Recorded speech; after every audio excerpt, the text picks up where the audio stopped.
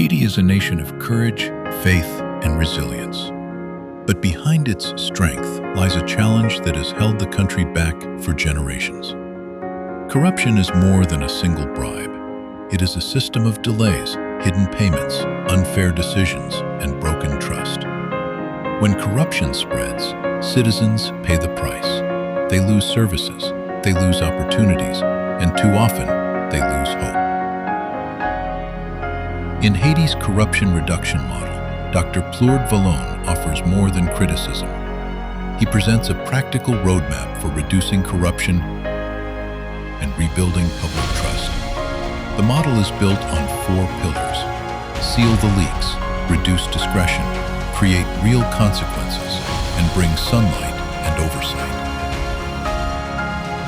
Because corruption survives where systems are unclear, decisions are hidden, and consequences never come.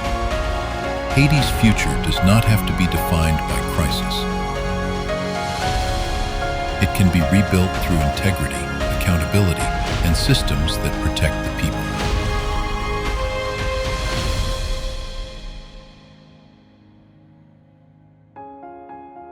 Haiti's Corruption Reduction Model by Dr. Plourde Vallon.